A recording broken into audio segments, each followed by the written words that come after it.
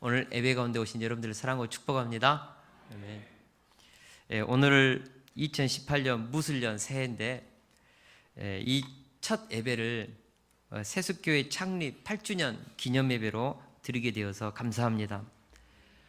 우리 세숫교회는 2010년 1월 3일 시영 쌍촌 좀 발음이 그런데 쌍촌 시영 복지관의 3층에서 첫 예배를 드림으로 시작되었습니다. 지금도 그 첫 예배를 드리던 날을 생각하고 그 첫 예배 때 모였던 얼굴들, 그때 그 어떤 분위기를 생각하면 지금도 가슴이 흥분이 되고 울컥거리는 마음이 있습니다. 그때 아이들을 포함해서 36명 참석했습니다. 교회 개척을 결정하면서 하나님께 드렸던 세 가지 기도 제목이 있었습니다. 주님, 정말 교회 개척이 저의 인생의 사명이라면, 하나님께서 저를 부르셨던 그 부르심이라면 저에게 세 가지 기도 제목을 드릴 테니까 응답해 주십시오. 첫째는 예수님도 12제자를 하나님께서 주셨는데 저희 교회 개척할 때 저 혼자 하기는 너무 어렵고 저는 못하니까 하나님 12명의 개척 동역자를 보내주십시오. 붙여주십시오. 둘째로 제가 돈이 없습니다. 그때 제가 퇴직금 합쳐서 싹 긁어 모으니까 2천만 원. 그러니까 집 얻을 돈도 없더라고요. 그래서 하나님, 나라를 세우려면 건국할 돈도 필요하고, 교회를 개척하려면 개척 자금이 필요하고, 독립하려면 독립 자금도 필요한데 개척 자금 1억을 주십시오. 하나님께 돈 1억을 달라고 기도를 했습니다. 그리고 1억을 주면 땅 100평을 제가 어찌하든지 사서 건축을 할 테니까 땅 100평을 주십시오. 이 기도, 세 가지 기도 제목을 하나님께 드렸습니다. 근데 우리 하나님께서 이 세 가지 기도 제목을 다 들어주셨습니다. 개척 동역자들도 보내주시고요. 첫 예배 때 36명이 참석하도록 은혜를 주셨고, 개척 자금 1억을 동강교회를 통하여 주셨거든요. 1억을 이렇게 하나님께서 공급해 주신다는 소식을 들었을 때 아내가 좀 하나님께 돈 좀 더 올리지 왜 1억밖에 안 했냐고. 근데 믿음이 그때는 그것밖에 없었어요. 1억이 엄청나게 큰 돈이었으니까. 그래서 그 1억을 받았고, 그리고 이제 땅을 사려고 하는데 돈이 이제 안 되니까 76평까지 받거든요. 85평 땅 보고 너무 비싸니까 76평. 근데 진짜 하나님께서 모든 땅을 다 막으시고 이곳에 땅을 계약했는데 그때 103평이었거든요. 와, 하나님 100평 기도했는데 103평이구나. 근데 계약하는 날 보니까 정확하게 100평이었습니다. 계산 잘못했다고. 그때 왔던 그 소름 끼치는 그 몸속에 있는 그래서 하나님, 와, 진짜 맞으시네요. 그래서 저는 하나님께서 우리 세숫교회를 개척한 것이 저에게 준 사명, 그리고 하나님이 저를 부르셨다고 확신을 하고 있습니다. 개척 시작 6개월 동안 시영 복지관 3층에서 보따리 예배를 드렸습니다. 보따리 예배라는 게 뭐냐 하면, 우리는 건물이 없고 나무 건물 빌려 쓰고, 그리고 예배를 드리고 나면 그곳에는 이제 씻을 그런 곳도 없으니까 다 그릇 싸가지고 이제 우리 교회 사택 와가지고 이제 그릇을 씻는 보따리 장사. 그러니까 오전 11시부터 오후 예배 드릴 때 그때까지밖에 사용을 못하는 6개월 동안 보따리 장사 예배를 드렸거든요. 한 번은 예배를 드리는데 문을 안 끌어줘 가지고 그냥 계단에 쭈그려 앉아 가지고 언제 문을 끌어주나, 오늘은 바깥에서 드려야 되나. 근데 하나님께서 시간이 다 돼가지고 문을 끌어줘서 예배를 드렸던 그런 기억도 있습니다. 아름다운 추억입니다. 교회 건축을 3월 22일 날 시작을 했습니다. 건축을 하면서 물질의 궁핍, 또 사기꾼 업자를 만나서 수많은 아픔, 고통 있었지만 그보다도 가장 큰 고통은 개척 멤버들이 떠나기 시작한 것입니다. 제가 부교육자만 하고 담임을 처음 해봤잖아요. 행정도 미숙하고 설교도 미숙하고 오죽했으면 아내가 당신 그렇게 설교 못하냐고. 설교도 못하고 뭐 행정도 언어도 미숙하니까 이제 성도들이 이제 상처받고 떠나는 것이죠. 마지막에는 김충복 집사님이 떠나셨어요. 이분은 정말 우리 개척의 기둥이었습니다. 정신적인 기둥, 얼마나 성숙한지, 또 물질적인 기둥도 되어주셨고 온 교회 성도들에게 든든하죠. 근데 이분도 떠나시겠대요. 이분을 이제 보내시고 나서 하나님, 앞이 안 보이는 거예요. 아, 이제 우리 교회는 망했다, 망했다. 그 생각을 가지고 계속해서 며칠 몇 날을 이렇게 잠을 이제 이렇게 못 이루는데 하나님께서 어느 날 평안한 마음을 주셨습니다. 이제 개척 동역자들도 막 마음이 흔들리니까 이제 떠날 것이고 이분들도 떠날 것이고 그러면 이제 혼자 남으면 교회 건축하면서 졌던 빚 못 갚으면 감옥이라도 가야겠다. 그런 마음을 가지고 있는데 진짜 그 평안함을 주셨습니다. 평안함을 주시고 마음도 담담해지고 그리고 2011년이 기대가 되고 그 마음을 하나님이 주셨습니다. 그런데 감사하게도 처음부터 함께했던 개척 동역자들 몇 분들이 흔들리지 않고 끝까지 함께해 주셨다는 것이죠. 세습 창립 기념 예배를 드릴 때마다 항상 제 가슴 가운데 감사가 있습니다. 가장 어렵고 힘든 그 개척 때 떠나지 않고 주변에서 함께 해준 그 믿음의 개척 동역자들, 동지들, 그분들을 생각하면 정말 티도 안 내고 불평도 않고 묵묵히 그 자리를 지켜준 그분들을 생각하면 너무너무 감사가 되는 것이죠. 요즘 개척교회 하면 사람들이 눈길을 잘 안 주거든요. 심지어는 상가를 얻어도 눈길을 잘 안 줍니다. 근데 우리는 상가에 건물 있는 것도 아니고 보따리 장사할 때도 함께 해주신 분들이 계셨습니다. 그러니까 하나님이 교회를 정말 남겨둔 그런 남는 자들, 씨들, 그런 분들이죠. 그래서 정말 세습 창립 기념 예배를 드릴 때마다 그분들에 대한 감사가 늘 새록새록 참 무겁게 다가옵니다. 하나님의 은혜로 개척 2년째부터 신실한 교회 기둥들을 하나님이 많이 보내주셨습니다. 그리고 교회가 자립하게 주셨는데 개척 2년째 때부터 이제 세습교회 3대 비전, 민족 복음화와 세계 선교, 다음 세대들을 역사의 주역으로 섬기고 세우는, 그래서 우리 세습교회가 인재산실터가 되는 이 비전이 처음부터 있었거든요. 근데 2년째부터 국내 선교를 이제 시작했습니다. 그 첫 교회가 안자 사랑교회였습니다. 섬에 있는 교회인데 이 교회는 처음 가봤는데 그 초가집 위에다가 양철만 얹고 가보니까는 사모님의 말에 의하면 저녁에 자면 지네가 와가지고 막 물어요. 어디 뭐 선교지 같은 곳인데, 그리고 잠잘 방 하나 있고 거실 하나밖에 없고 거실에가 책을 쌓아뒀는데 그것이 이제 서재인 것이죠. 너무 마음이 심란하고 이 교회를 도울 길이 없을까.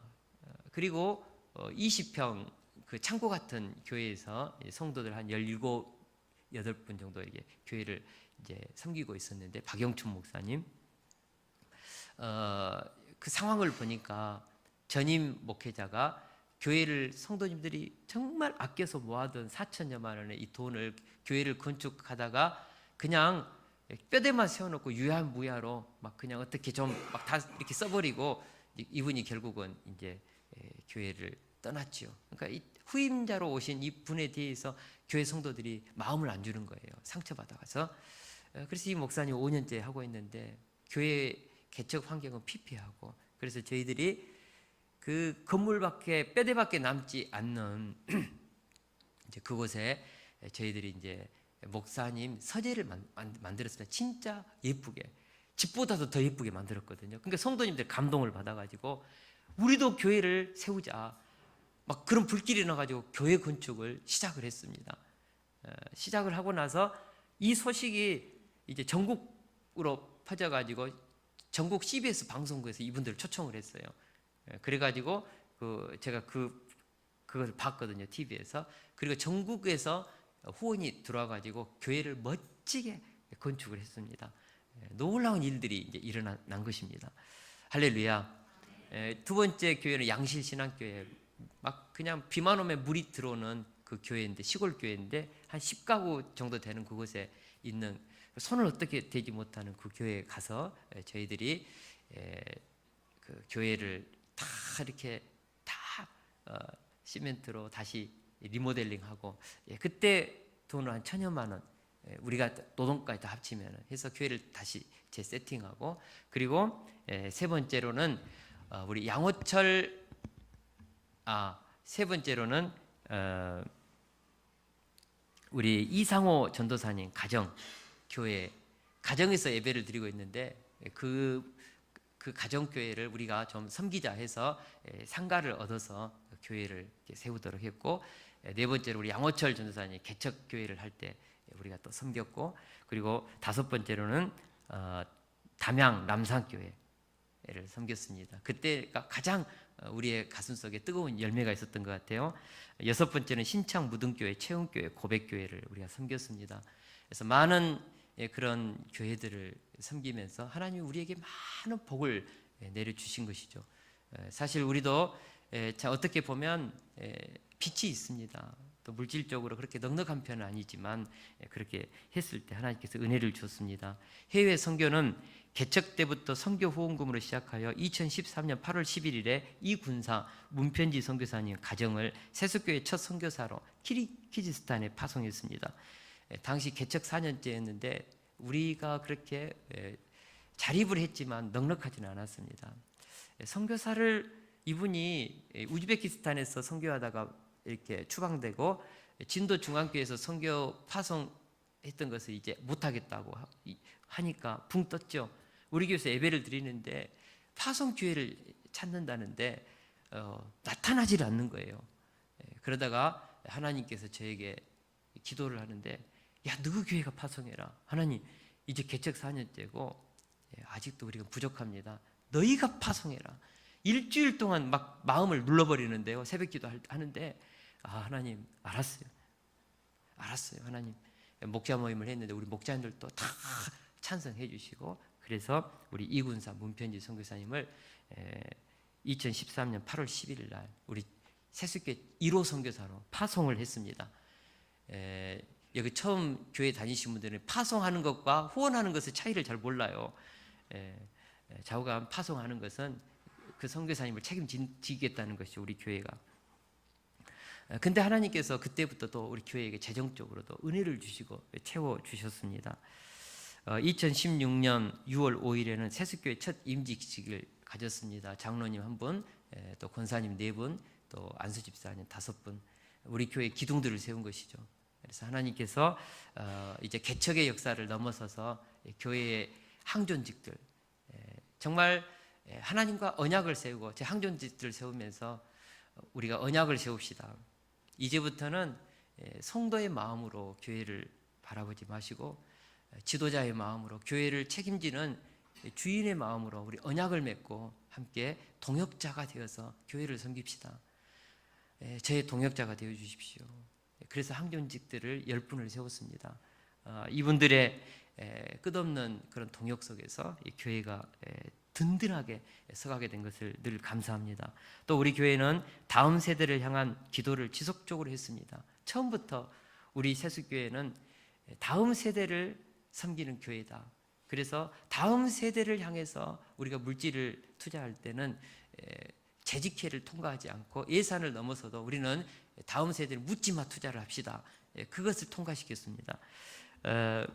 이번에 설교를 준비하면서 세례 명부를 보니까 우리 일일이 제가 헤아려 봤거든요. 개척 때부터 지금까지 36명의 우리 유아들을 우리 교회에서 세례를 베풀었습니다. 매년마다 세례를 베풀었고 산모들이 끊임없이 생겼습니다. 저는 올해도 하나님 산모를 허락해 주실 줄 믿습니다. 하나님께서 계속해서 다음 세대들을 보내주셨습니다. 하나님은요, 뜻을 세우면 하나님이 그렇게 일하십니다. 할렐루야. 그리고 2016년 7월부터 9월까지 다음 세대를 위한 하브르타 유대인 교육법 세미나를 했고, 2017년 작년에는 학가다 통하여서 말씀을 읊조리는 훈련을 우리가 했습니다. 다음 세대를 향한 어떤 그 방법론을 우리가 갖고 이제 작년 12월 17일 날 대안학교 세습기독사관학교 설명회를 했습니다. 그리고 올해 3월 2일 날 세습기독사관학교 입학식을 갔습니다. 여러분, 이 조그만 공동체에 대안학교를 한다는 것은 이건 정말 상상할 수 없는 일이죠. 근데 하나님께서 이 일을 하도록 지속적으로 역사해 주셨습니다. 하나님은 우리에게, 우리 교회가 미래의 다윗과 같은 인물, 모세와 같은 인물, 요셉과 같은 생명의 부양자들을 섬기고 세우는 인재산실의 터가 되는 교회가 되면 좋겠습니다. 이 민족을 섬길 수 있는 인물들을 키워내는 교회 되게 해주십시오, 주님. 그랬더니 우리 하나님께서 이 일을 하도록 계속적으로 역사해 주신 것입니다. 어떤 분이 목사님, 우리 교회에서 다음 세대를 위한 대안학교가 이렇게 빨리 시작될 줄 몰랐습니다 라고 말하는 것을 들었습니다. 그러나 우리 주님은 우리에게 이 일을 시작하도록 여러 가지 사인을 가지고 말씀을 하셨습니다. 저는 빌립보서 2장 13절 말씀을 너무 좋아하는데 우리 같이 한번 읽어보겠습니다. 시작. 너희 안에 행하시는 일은 하나님이시니 자기의 기쁘신 뜻을 위하여 너희에게 소원을 두고 행하게 하시나니. 아멘. 우리 하나님께서 어떤 일을 시작하실 때 먼저 그 사람의 마음속에 뭘 주신다고요? 소원을 주십니다. 소원, 생각을 넣어주십니다. 그리고 그 마음 가운데 그 생각을 묵상하게 합니다. 그리고 그 생각이 그림이 그려지게 하고 그것이 비전이 되게 하고 꿈이 되게 하고 언어로 선포하게 하고 그래서 그 일을 행하게 하시는 것이죠. 하나님은 소를 끌듯이 우리를 끌고 가지 않습니다. 돼지를 몰듯이 매를 들고 우리를 몰지 않습니다. 인격적인 분이십니다. 우리의 마음 가운데 하나님께서 소원을 불어넣어 주십니다. 생각을 넣어 주십니다. 어떤 일을 하고자 하는 그 생각을 우리에게 주십니다. 그리고 그 생각이 우리 속에 자라게 하시고 비전이 되게 하십니다. 하나님은 그런 분이십니다. 할렐루야. 하나님께서 우리에게 다음 세대를 향해서 기도했을 때 대안학교를 시작할 수 있는 생각을 주셨고 사람을 만나게 하셨고 우리 향기교회 이강주 목사님을 만나게 해주셨고 하브루타를 할 수 있도록 목성연을 통하여서 그것을 만나게 해주셨고 학가다를 하게 하셨고 그리고 대안학교를 시작할 때 하나님 사인을 주세요. 사인을 주세요. 구체적인 사인을 주세요. 엘리야가 비가 3년 동안 가뭄진 그 땅에 비가 내리기를 기도했을 때 자꾸 그 종에게 물었지 않습니까? 바다에 구름이 뜨냐? 안 뜹니다. 또 기도하고 구름이 뜨냐? 안 뜹니다. 또 기도하고 구름이 뜨냐? 무려 7번을 물었죠. 바다에서 작은 손바닥만한 구름이 뜹니다. 비가 온다 하고 이제 기도를 멈추고 그렇게 내려갔지 않습니까? 여러분, 하나님께서 일하시면 반드시 사인이 있습니다. 구름이 있습니다. 저는 그것을 하나님 앞에 구하기 시작했습니다. 하나님, 앞으로 이제 다음 세대를 위해서 대안학교를 해야 하는데 사인을 주세요. 그래서 성도님들이 입을 통하여서 저에게 하는 말이 하나님, 저게 하나님의 음성입니까? 대안학교 언제 시작해요? 하나님, 저게 하나님의 음성입니까? 안강에서 여동생이 자기 우리 조카 2명을 오빠 교회에 대안학교 시작하면 보낼게요. 하나님, 저게 하나님의 음성입니까? 시작하라는 사인입니까? 또 어떤 분이 또 교회에 또 이렇게 물질을 하나님 앞에 드리면 하나님, 이것이 대안학교를 하라는 사인입니까? 계속해서 하나님으로부터 사인을 구했습니다. 하나님, 이것이 하나님의 사인입니까? 저한테 좀 확신을 주세요. 6개월 동안 다음 세대들을 섬기는 이 일을 시작할 때 왜 두려움이 없었겠습니까? 잠을 못 이루는 두려움이 있지요. 하나님, 사인을 주세요. 확신을 주세요. 근데 하나님께서 여러 가지 사인을 주시면서 하나님께서 하시는 그런 표징을 마음에 확신을 하기 시작했죠. 그리고 나서 설명회를 했고 하나님께서 자녀들을 보내시겠다는 부모님들이 생기기 시작했습니다. 저는 1명, 2명 생길까 했는데 많은 분들이 자녀들을 보내겠다고. 저는 그것도 하나님께서 그분들의 마음을 또 자녀들의 마음을 움직였다고 믿습니다. 우리 조바울 선생님 호주에서 이민교 선교사님과 함께 선교하고 있을 때 조소구 목사님을 통하여서 콜링을 했죠. 일주일 만에 자신의 삶을 정리하고 세숫교회로 왔죠. 저는 이것도 하나님의 사인으로 믿은 것이죠. 하나님께서 일하시는 것을 제가 가슴속에 확신이 되니까 기대가 되는 것이죠. 여러분, 사람의 생각으로 보면 우리 세습 이 기독사관학교 이게 될까? 그런 마음 가지신 분 계시죠? 다른 대안학교는 보통 가장 적은 데가 50만 원이거든요. 보통 70만 원, 130만 원 그렇거든요. 30만 원 우리 교회는 받거든요. 이게 될까? 다른 사람들이 웃어요. 목사님한테 얘기했더니 웃어요. 근데 하나님 하십니다. 하나님 하십니다. 저는 확신합니다. 하나님 하십니다. 우리 교회는 입학금도 안 받습니다. 근데 하나님이 하십니다. 이 믿음을 갖죠. 인물 키워냅니다. 하나님. 다윗과 같은 인물 나옵니다. 우리 세수 기독사관학교에서 모세와 같은 지도자 나옵니다. 시대를 섬길 수 있는 요셉과 같은 생명의 부양자 나옵니다. 저는 이 믿음이 있습니다. 왜요? 우리는 교회를 세울 때 처음부터 인재산실의 터가 되는 교회 되기를 원했고 기도했고 때가 되니까 이 일을 하나님께서 시작하게 하신 것이죠. 우리 하나님은 우리의 가슴속에 심령의 소원을 주십니다. 생각을 주십니다. 비전을 주십니다. 꿈을 주십니다. 저는 우리 세숫교회 아이들이 떠들면서 노는 소리가 너무너무 좋습니다. 자기들끼리 놀다가 싸우면서 우는 소리도요, 너무너무 아름다운 찬양 소리 들립니다. 와, 아이들이 막 교회에서 밥 먹는 모습 막 먹다가 막 반찬 막 흘리잖아요. 황홀하게 아름답게 보입니다. 다음 세대를 하나님이 우리에게 주셨고 그 아이들이 자라고 있는 모습 자체가 우리 교회 최고의 축복이죠. 가슴이 뛰죠.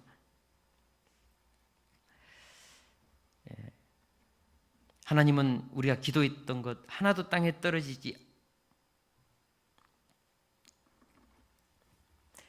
않게 하시고 열매를 주신 것입니다. 그래서 올해는 우리 세숫교회 5대 희망 선언문을 한 문장으로 좀 세숫교회 비전 선언문 한 문장으로 좀 고쳤습니다. 우리 같이 한번 읽어볼까요? 세숫교회 비전 선언문 시작.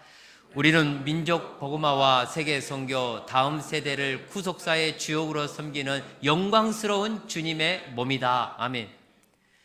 우리는 민족 복음화와 세계 선교 다음 세대들을 구속사의 주역으로 섬기는 영광스러운 주님의 몸이다. 교회는 주님의 몸입니다. 할렐루야. 몸이라는 말을 우리가 깊이 있게 새겨야 합니다. 여러분, 교회는 조직이 아닙니다. 시스템이 아닙니다. 기계가 아닙니다. 어떤 동아리도 아니고요. 클럽도 아니고요. 교회는 주님의 몸입니다. 몸 사상. 교회는 몸이란 이 몸 사상을 우리가 가져야 합니다.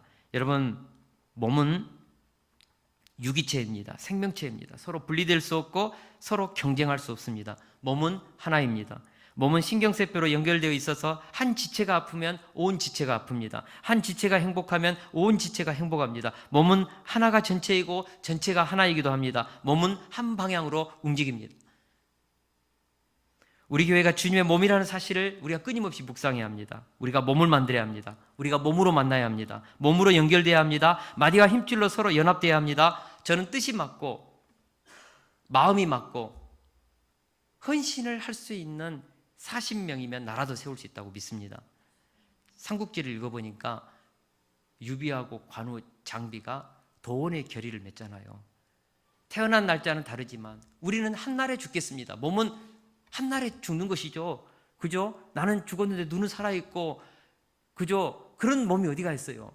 그러니까 몸으로 자기들은 관계를 맺겠다는 것이죠. 조직이 아니고 우리는 운명을 같이 하는 몸이 되겠습니다. 세 사람이 몸이 되어서 함께 유기체적으로 생명으로 결탁되고 비전으로 결탁되고 미래를 함께, 고통도 함께 나누고 영광도 함께 나누는 그 몸으로 만났을 때 여러분, 이 세 사람이 나라를 세웠습니다.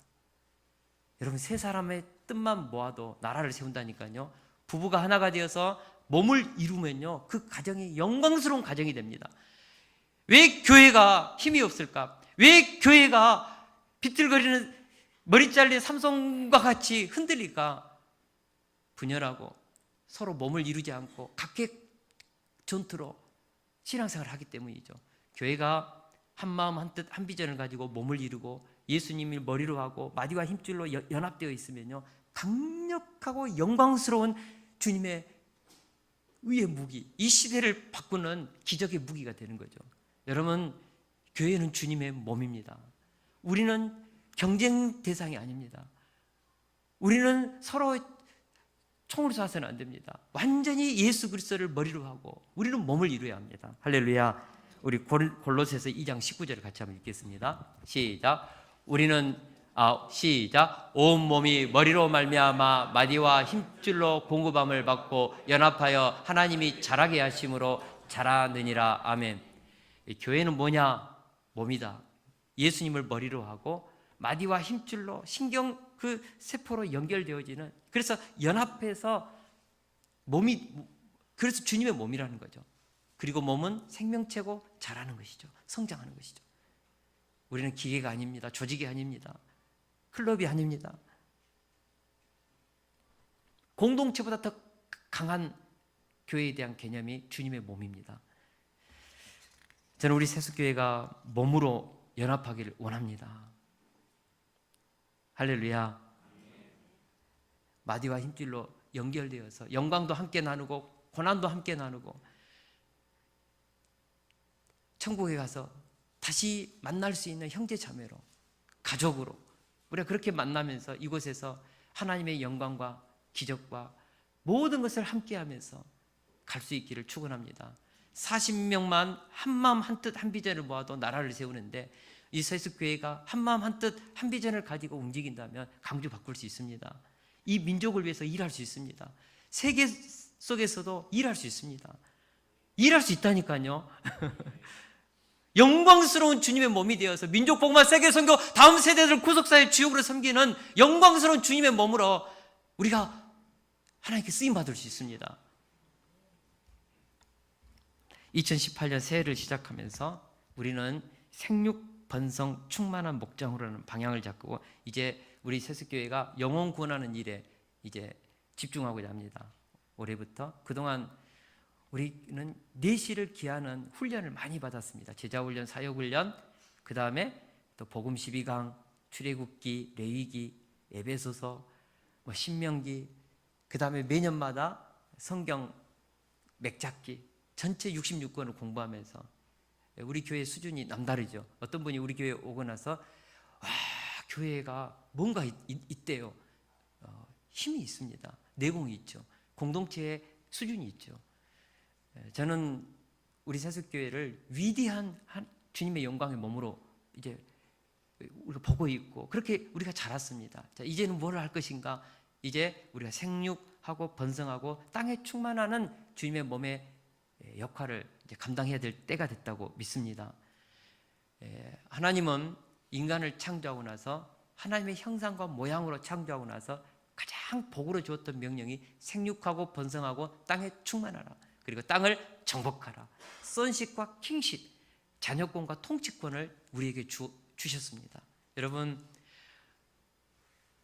교회는 하나님의 형상과 모양을 가진 많은 영혼들을 낳고 낳아서 이 온 땅에 하나님의 자녀가 가득하게 해야 합니다. 아담이 생육번성 충만, 하나님의 형상을 닮은 하나님의 아들들을 생육번성 충만하라고 할 때 타락해서 하나님의 형상이 일그러진 이 땅에 어떻게 보면 그런 마귀의 지배 아래에 있는 죄의 종노릇하는 인간들을 가득 낳았을 때 홍수로, 대홍수로 심판하시고 다시 노아를 통하여 생육하고 번성하고 충만하라고 했습니다. 노아가 생육번성 충만하려다가 바벨탑 사건으로 또다시 생육번성 충만이 무너질 때 다시 아브라함을 부르시고 생육번성 충만이라는 이 비전, 내가 너로 큰 민족을 이루겠다, 하나님의 백성을 너를 통하여 만들어내겠다, 하나님의 나라를 세우겠다, 이 약속을 하셨죠. 예수님도 십자가에 죽으시고 부활하시고 나서 하늘과 땅의 모든 권세를 내게 주셨으니 너희는 가서 모든 족속으로 제자를 삼아 아버지와 아들과 성령의 이름으로 세례를 주고 내가 너에게 분부한 모든 것을 가르쳐 지키게 하라. 우리는 하나님의 형상들을 낳는, 하나님의 자녀들이 이 온 땅에 가득하게 하는 이 일을 해야 합니다. 교회는 그것이 사명입니다. 여러분, 인간의 가치가 뭐냐? 우리 다 같이 C.S. 루이스가 했던 말을 같이 한번 읽겠습니다. 시작. 보통 사람이란 없다. 당신은 단지 필멸의 인간과 대화한 적이 한 번도 없다. 자연과 문화와 예술과 문명, 이런 것들은 필멸이다. 그것들의 삶은 우리의 삶에 비하면 하루살이의 삶에 지나지 않는다. 그러나 당신이 함께 농담을 주고받고 일하고 결혼하고 구박하고 착지하는 사람은 불멸의 존재다. 아멘. 어마어마한 말이죠. 여러분, 우리가 만나고 있는 이 사람은 필멸, 사라지고 헛되게 무로 돌아가는 존재가 하나도 없습니다. 여러분, 인생은 짧고 예술은 길다고 하지 않습니까? 근데 예술도 불멸하지 않습니다.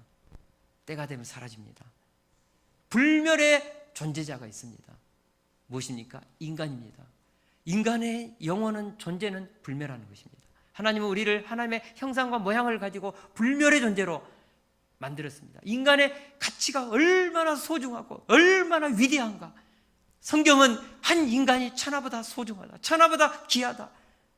여러분, 이번에 삼성이 2017년 4분기 영업이익이 10조 원을 넘었다고 했습니다. 2017년 삼성 전체 그 기업의 순이익이 60조 원을 넘었습니다. 대단하죠. 여러분, 삼성 기업은 이 나라의 경제의 20%를 차지합니다. 대단한 기업이죠. 근데 하나님은 우리 인간 한 사람의 가치를 삼성 기업보다 더 위대한 가치, 천하보다 더 귀한 가치로 두고 있습니다. 인간보다 더 소중한 것은 하나님이 창조한 이 물질 세계 속에 없습니다. 인간은 하나님의 DNA, 하나님의 형상, 하나님의 모양, 하나님의 붕어빵, 하나님의 아들들입니다. 우리가 자녀들을 보면 이것은 누구네 아들이다, 누구네 딸이다, 다 보이죠. 왜요? 부모를 닮았어요. 부모의 DNA가 그대로 붕어빵처럼 그 자녀들이 얼굴 속에, 성격 속에, 기질 속에 있죠. 여러분, 사람은 하나님의 형상과 모양을 가진 하나님의 붕어빵, 하나님의 DNA를 가지고 있는 하나님의 아들들입니다. 그래서 우리 인간에게 하나님은 생육번성 충만하고 우리에게 이 온 피조물을 다스리는 통치권을 우리에게 부여한 것이죠. 아들들이니까 하나님이 창조한 모든 세계에 상속을 하도록 우리에게 맡긴 것이죠. 하나님의 나라를 왜 만들었을까? 새하늘 새 땅을 왜 만들었을까? 우리에게 주시려고, 아들들에게 주시려고. 여러분, 우리는 위대한 존재입니다. 영원 불멸한 그런 불멸의 존재입니다. 사람을 우리는 천하보다 귀하게 여기는 가치관을 가지고 이 사람을 살리고 사람을 세우고 사람을 하나님께로 구원시키는 이 일에 우리가 최선을 다해야죠. 교회의 목적이고 우리의 구원의 목적입니다. 여러분, 우리는 결혼해서 낳아서도 믿음의 자녀를 낳기도 하고 전도를 통하여서 영적으로 내 아들, 내 자녀들을 낳을 수 있습니다.